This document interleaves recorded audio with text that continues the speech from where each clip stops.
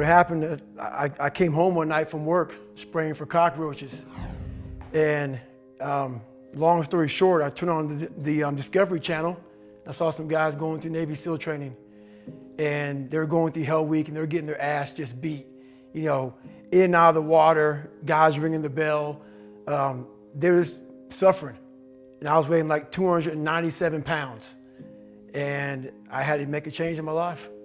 You know, I was at an all-time low and I wasn't going anywhere. And I was exactly what everybody said I was going to be, which was nothing. So I had to make a change. What was it about seeing suffering that's really interesting? And I actually get it, but I want to hear you explain it. Why suffering was the thing that triggered that thought? Well, for me, growing up, I came from a horrible background. I got called nigger every day of my life growing up, lived in a small town. The Klan headquarters at that time was about 20 minutes from where I lived. One of the high ups in the KKK, son, sat behind me in 2 classes, so he called me nigger all the time. I got my first car, they spray painted nigger, we're gonna kill you on it. So I was just an insecure, scared kid. And the only way I could find myself was through putting myself through the worst thing possible. Is you have to look inside of yourself to see what you really want. What are you passionate about? We use these words and these little phrases of only the strong survive and all this other crap. They're all just fucking words. I get so tired of hearing people just talking. Like right now, someone may think Goggins is just talking. You don't know me. So when I speak from passion, I speak from experience, I speak from suffering. I have to tell this young man or woman that the only way I believe, and this is just my experience in life, the only way you're ever going to get to the other side of this journey is you have got to suffer to grow.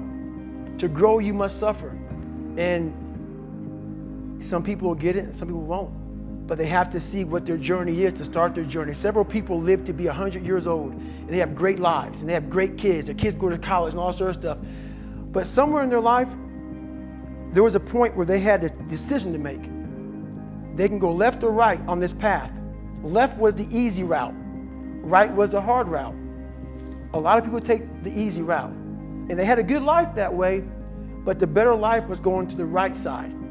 And you may have 20 years of pain and suffering to get past it, but a lot of us die never truly starting our journey. And I would tell this young person, you gotta start your journey. It may suck, but it will come out the other side where you're coasting. My dad made my mom kind of irregular. So she worked 3 jobs, went to college full time, so she was never around. One time this person drew a picture of me and said, we're gonna kill you nigger on my Spanish notebook. And I took it to my principal. And my principal said, they spelled nigger Niger. That was the best advice he can give me. So long story short, what I realized was no one was here to help me. And the feeling I had every morning, I started shaving my head when I was 16 years old. And the feeling I had every morning when I looked in the mirror was horrible. And I didn't want to feel like that anymore. And how I felt was a kid going nowhere, a kid that was scared. And most kids will accept that and look for help. But the best thing that happened to me, no one helped me. No one felt sorry for me. No one looked at me and said, like this day and age, they'll take you in and they'll tell everybody, stop picking on this person. Back then, they didn't care. The KKK marched in our 4th of July parades. They had to stay 100 yards back, but they marched in it. Wow. That's how this town was. And my mom cared about me, but my dad took our soul. And she did the best she could. I had to figure out I wasn't gonna be a punk kid all my life. So the only way I could turn it around was to suffer. I had to build calluses in my brain the same way I built calluses on my hands. So I broke the Guinness Book of World Records for pull-ups a long time ago, but I failed at it twice. And I did 67,000 pull-ups in trying to break this record. So to do 4,030 pull-ups, I had to do 67,000 for training for that. Wow. And so what I realized is for me to become the man I wanted to become, I saw myself as the weakest person God ever created. But I never blamed God for anything he did to me. So I wanted to change that to be the hardest man ever created. Am I that? I don't know, but you had to have a goal. And my goal when I was sitting there, not going to school, being bullied, having no self-esteem, my goal was the only person that's gonna turn this person around is me. And the only way I can turn it around is put myself through the worst things possible a human being can ever endure. And that'd be the only way that I can build this brain to handle anything that comes in front of it, callousing my mind through pain and suffering.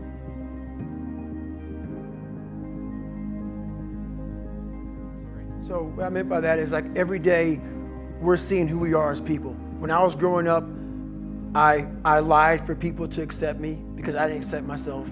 So I would make up stories so that you would accept me into your world. I would, everything I did was for someone else to like me. It wasn't until I started reading my own book about how pathetic I was as a human being. I can blame my dad, I can blame kids at school, I can blame having health issues, ADD, my mom not being around. Great mom, but she was doing her thing. Right. I could blame a lot of people. And that's the book I was reading. And I put it off on everybody else. It wasn't until I said, you know what, for me to fix this, I gotta read what the fuck is wrong with David Goggins? Not blame anybody. Read my book and say, okay, I'm afraid of my shadow. How can I overcome that? Go in the military, get your ass kicked, do things you hate to do. Be uncomfortable every fucking day of your life. Roger that. I'm not the smartest kid in the world. Okay. Instead of somebody saying, oh no, you're smart. No, don't say that to yourself. I said to myself, no, I'm a dumb motherfucker. Okay, roger that. How you get smarter? Educate yourself. So the things that we run from the truth. We're running from the truth, man. So the only way I became successful was going towards the truth. As painful and as brutal as it is, it changed me. It allowed me to become, in my own right, who I am today.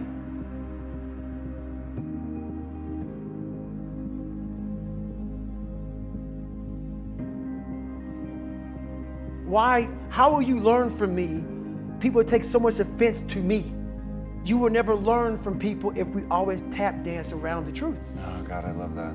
We tap dance around the truth by finding the right words so I don't hurt you because you have thin skin. No, tighten up, people. It's okay. Trust me, it's okay. You might be called nigger one day. It's okay.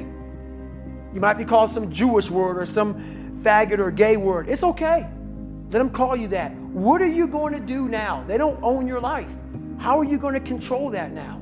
How are you going to flip it upside down and say, Roger that, now I'm going to harness this shit and you'll read about me years from now? How? That's the question. How are you going to do that? Thicken your skin. Become more of a human being.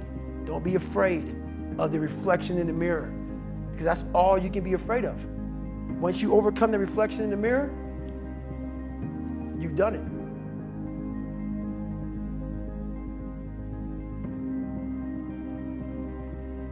The younger generation quits. Not everybody. So I gotta put that. People get their butt hurt. So not everybody. Most of this generation quits the second they get talked to. You did this wrong, or they get yelled at.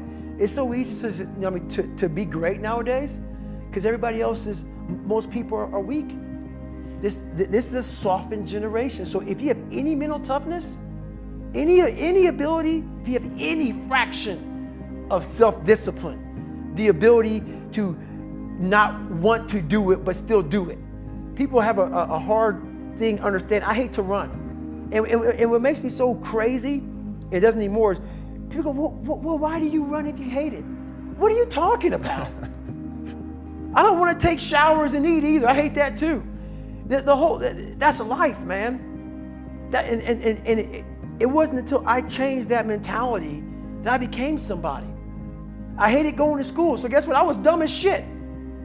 That's what 1 + 1 is 2. But if you can get through to doing things that you hate to do, on the other side is greatness. That's what people don't understand. By me running, I am callous in my mind. I'm not training for a race.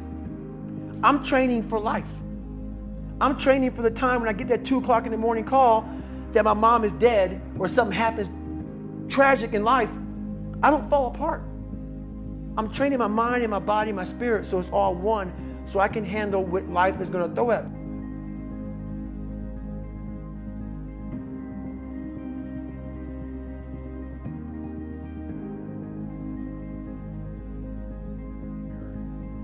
So the accountability mirror is something that I kind of came up with in high school. Like I said, I started shaving my head when I was 16, and I got caught up in trying to impress so many people because no one liked me. So I developed so many different identities. Let me sag my pants. You know, let me pull my pants up. Let me talk this way or act this way or be this way or whatever the hell it may be. God, dog, there's so many different things I did to try to fit in with so many different groups that when you look in the mirror, that's the one person you can't lie to. So every morning I would shave my head thinking, God, I would reflect back on some of the lies I may have told somebody or some of the ways I acted I didn't feel comfortable doing. And I did it to impress other normal people. The key word there is normal, everyday people. I was trying to make other people like me. How pathetic is that? So this mirror would always tell me, my reflection would say, God, you are a pathetic man. How does that feel every day to be this way? So I would just start having myself accountable. How did I attack today? How did I attack yesterday? And if I didn't do something I was proud of, I would write down a sticky note and I would fix it. So then my senior year in high school, it was a totally different David Goggins.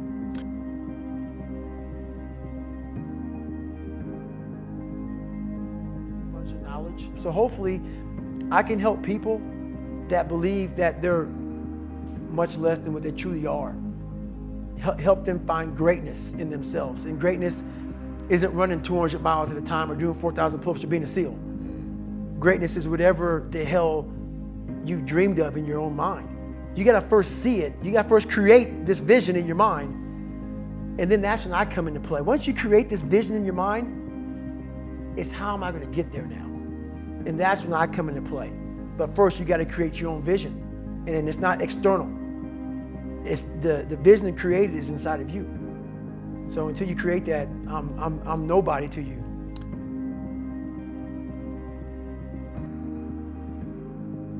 The impact I want to have in the world it's a great question, man, and it's a question that I've been asked many times, and I have several answers for it.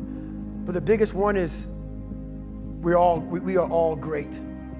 No matter if you think you're dumb, no matter if you think you're fat, no matter if you are fat, no matter if you've been bullied, or no matter if you just got back from Iraq or Afghanistan and you have no legs or your arms or whatever, man, we all have greatness. You gotta find the courage. You gotta find the courage to put your Bose headphones on and silence the noise out of this world and to find it. And to find it because it's out there, but it's gonna take hard work, courage, self-discipline. It's gonna take all the non-cognitive skills. All the non-cognitive skills to be great. You know, smart is good, all this stuff is good, that's all cognitive. It's the non-cognitive skills that set you apart from everybody else. And that's what it's all about.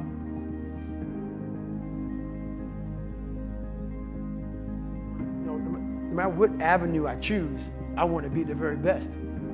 And the very best may not be I'm number one. The very best is did I leave everything inside of me out there? So attacking is not like, oh, I want to win this or win that or be the best.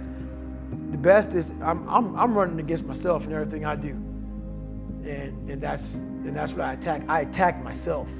I'm always questioning myself. I'm always holding myself accountable.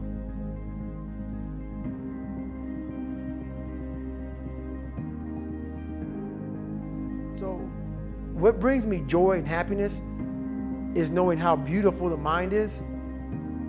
And I'm one of the few people that didn't read about it, didn't experience it through some drug. I got to experience the beauty of true fucking willpower. True, fuck you, I'm gonna fail, I'm gonna fucking fail, I'm gonna fucking fail, I'm gonna fucking fail, and I will succeed.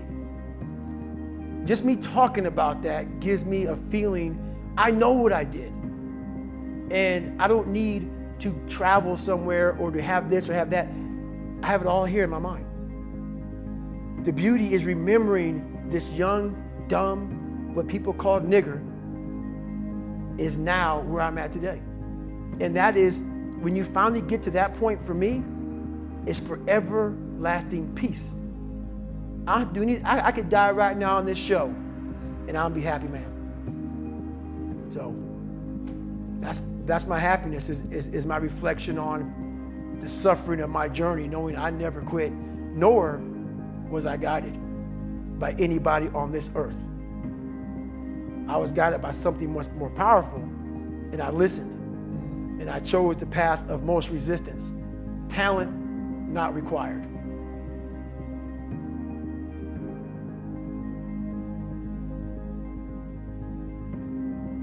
I knew nothing about ultra marathons. I hadn't even run a marathon. I knew nothing about this world. So I Googled the top 10 hardest races in the world. And what comes up is a Badwater 135. It's a 135-mile race through Death Valley in the summertime. I thought it was a stage race. I thought it was a race where you run like 20 miles, set up camp, barbecue outside, and then go run some more the next day. So I called the race director up at the race and said, "Hey, Chris," his name is Chris Kosman, "I want to do your race." So we had a long conversation. I was much heavier then, and I hadn't put running shoes on in over a year. How heavy are you at this point? I'm around between 240 to 270. Whoa. I'm in there. I'm in that range. My weight has varied a lot through the SEAL teams and out of the SEAL teams, so I was a heavy guy. But the long and short of it all was, I hadn't put running shoes on in over a year. I was a big-time power lifter. I lifted weights heavy. That's what I did. Right. I got back home from Iraq, went straight to free fall school, and then this happened. So I called Chris Kosman up on a Wednesday. He says, "Look, man, the only way you can qualify for my race is to run 100 miles at one time in 24 hours or less." There happened to be a race that Saturday, so 4 days later. And he said, "If you qualify by running 100 miles or less in 24 hours, I will consider you my race." I'm gonna cut to the chase. I signed up for this race. It's called the San Diego One Day, where you run around a 1 mile track for 24 hours to see how many miles you can get. My goal was 100 miles. So I got to mile 70, and I cleared 70 miles in like 12, 13 hours pretty quickly. But I was done. My feet were broken. I was stress fractures, shin splints, muscles were tearing. I was in bad shape. I was eating Ritz crackers and drinking Miloplex. That's all I had. No water, didn't know what the hell I was doing out there. Had on some tube socks. It was just ridiculous. It was a clown show. So I sat down at mile 70, and at this time I was married. And I look at my wife and I was like, I'm messed up bad. So I literally start to turn white. And when a black guy turns white, you're pretty fucked up.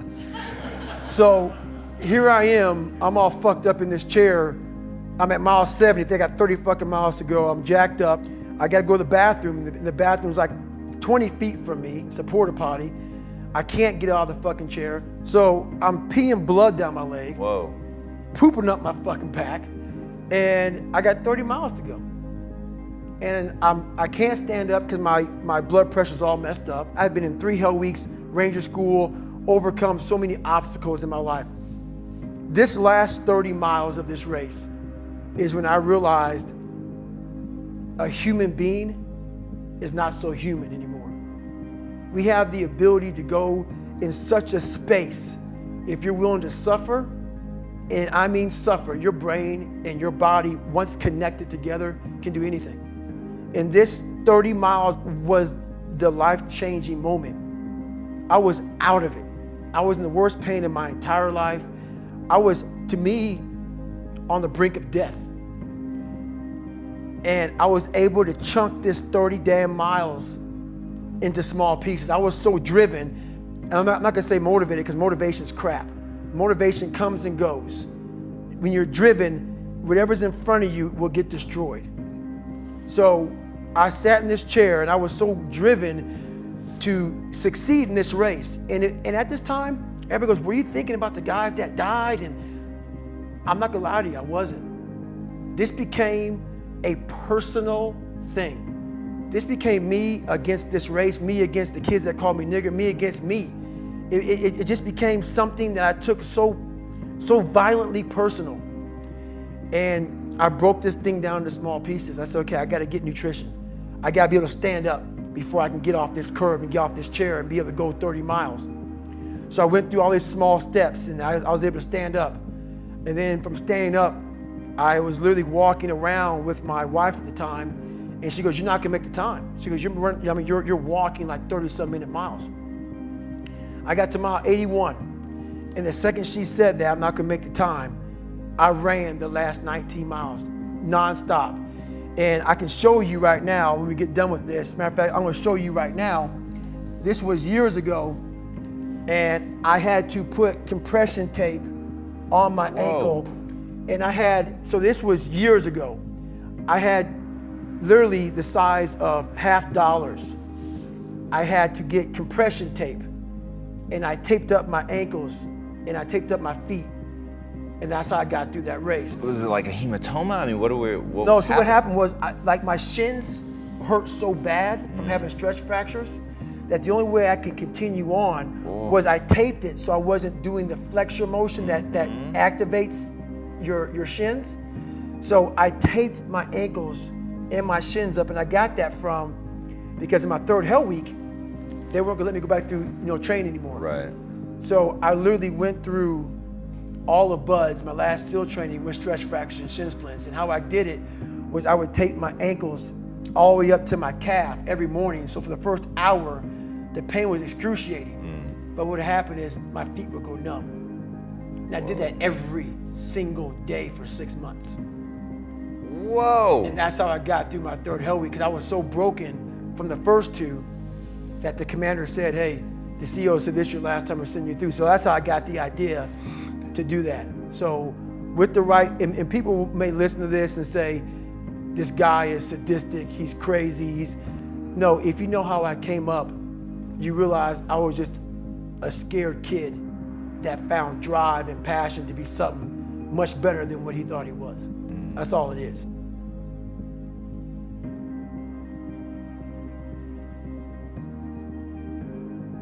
Jar is something that I've made up of all the failures of my life, all the things that I failed and I went back. I failed and I went back and I finally succeeded. All the things that kicked my ass. I put them all in the cookie jar, because at times of hell, even the hardest men, in times of suffering, what we do is we forget how hard we really are. Because that's what suffering is. Suffering is a test. That's all it is. Suffering is the true test of life. And so that cookie jar travels in my brain. So whenever I get put in a situation where I have poopy pants, the woe is me mentality of, oh my God, life sucks, I take a second, I take the 1 second decision. I step out of my life for 1 second, go in the cookie jar, pull up, oh, motherfucker, you were in 3 hell weeks and finished 2. One of those hell weeks, a guy died because it was so bad. Oh, you are a motherfucking badass.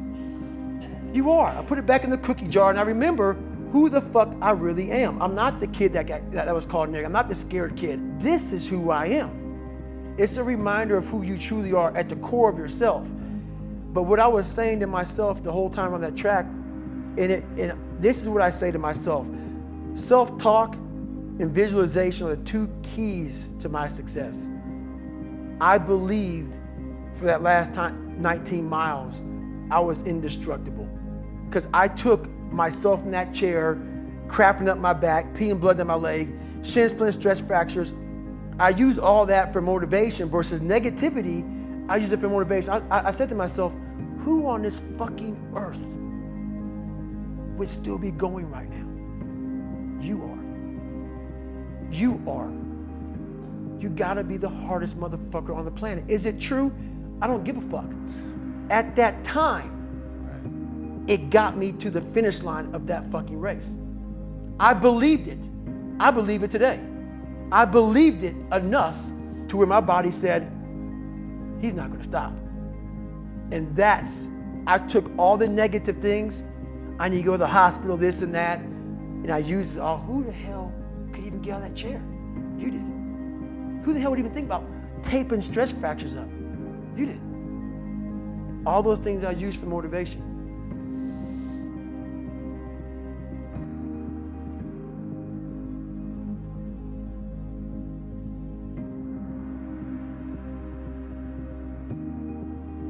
Before I answer that question, I want to say, everybody listen to this. I'm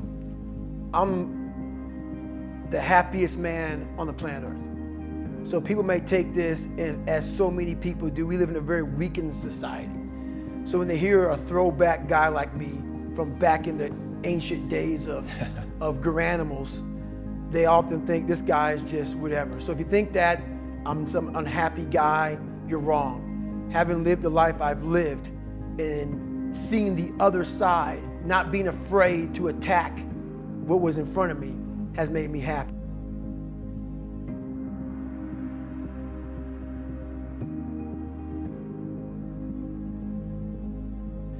My biggest advice to give everybody in the world is, like I say, we live in an external world. Everything is you got to see it, touch it, it's external. If you can, for the rest of your life, live inside of yourself. Stop listening to people who are calling you fat, gay, transsexual, nigger. Everything that is makes no sense. All these insecure people putting their insecurities on you, you got to flush it out. You got to just be whoever the hell God or whatever the hell you believe in. If you believe in nothing but yourself, I don't care what it is. You got to take everything and throw it away. You have to believe in one thing, and that is yourself. And I'm not saying don't believe in God or what you believe in, but right now, for you to find greatness in yourself, you're not going to find it by looking in a book or by even hearing me. I may give you the spark, but you've got to go inside yourself to find it. And that means you gotta be quiet. Shut the fuck up, go in a room, stop talking, search your soul, search your mind, search your abilities, and you'll find it. But if you're not looking for it, you won't find it. So you gotta go start your journey. And the journey starts with you finding, why the hell am I here on this planet Earth? Why am I here? And if you don't know that, you will live the rest of your life searching, always asking the question, why?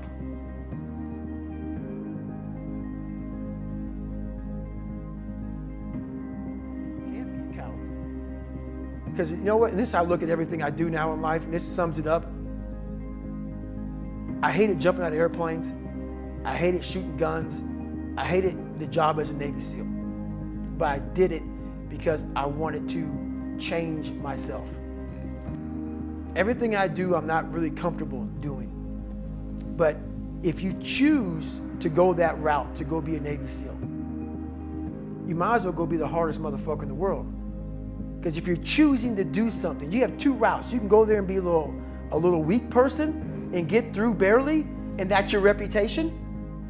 Or you can go through the hardest guy you can possibly be, and that's your reputation. So my whole thing is, if you're gonna choose to open that fucking door in Iraq or Afghanistan, open the motherfucker and go in hard.